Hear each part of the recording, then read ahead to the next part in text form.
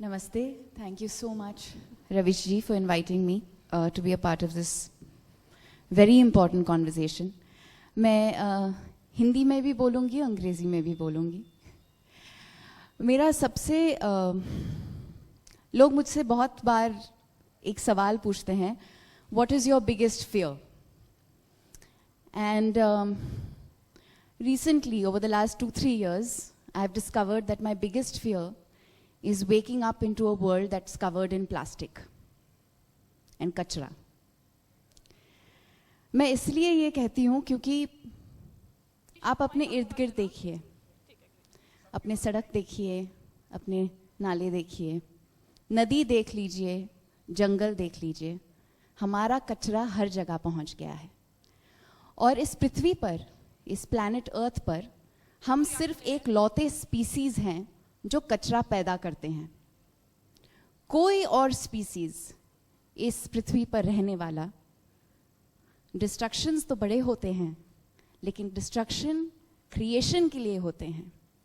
Every other living species exists to create a better life, a better world.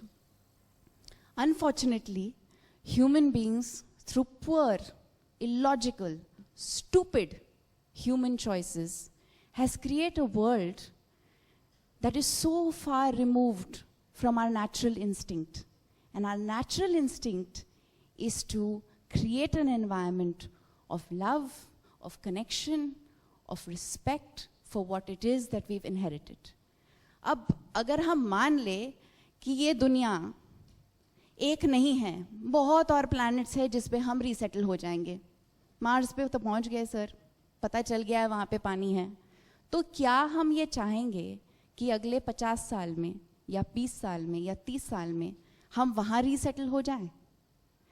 ये जो पृथ्वी हमें मिली है free में, जब पेड़ हमको ऑक्सीजन देता है तो हमें टैक्स नहीं भरना पड़ता.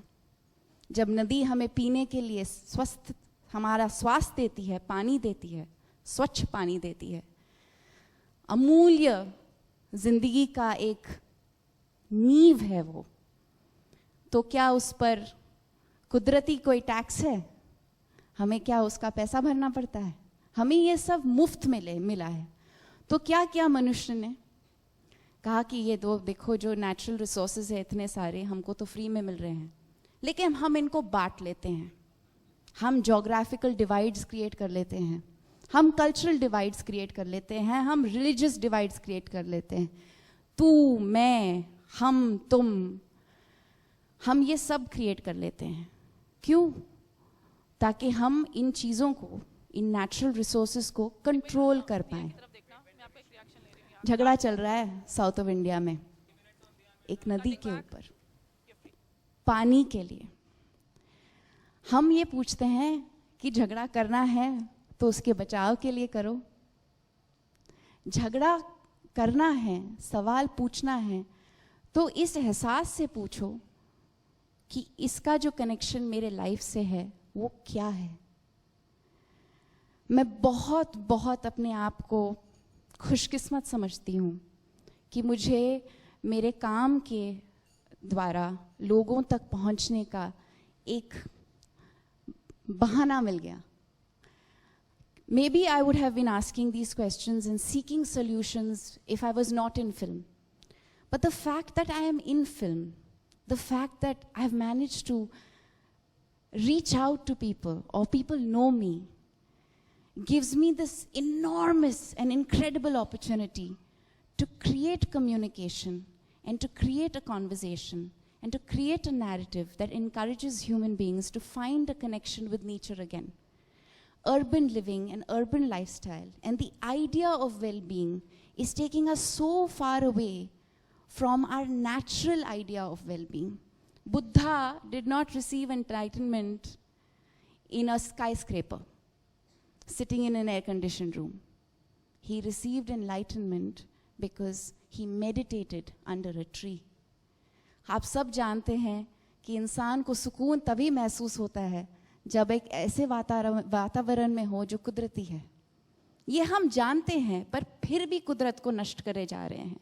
We continue to destroy our forests. India is a country that boasts of so many beautiful realities. We used to be a country of continuous, uninterrupted forests. Today, we are a country of fragmented pieces of forest. These forests are going to feed the population of this country that is burgeoning, that is growing. 17% of the world population inhabits and is fighting for space on 7% of the world's land.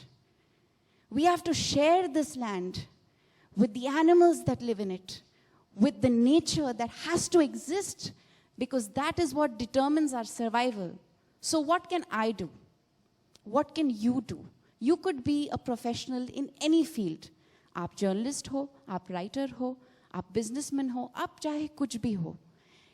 अगर आप एक simple awareness अपनी ज़िंदगी में ले आएंगे कि आप कुदरत से जुड़े हैं and your future is dependent on how nature is treated in your country, you will make a difference.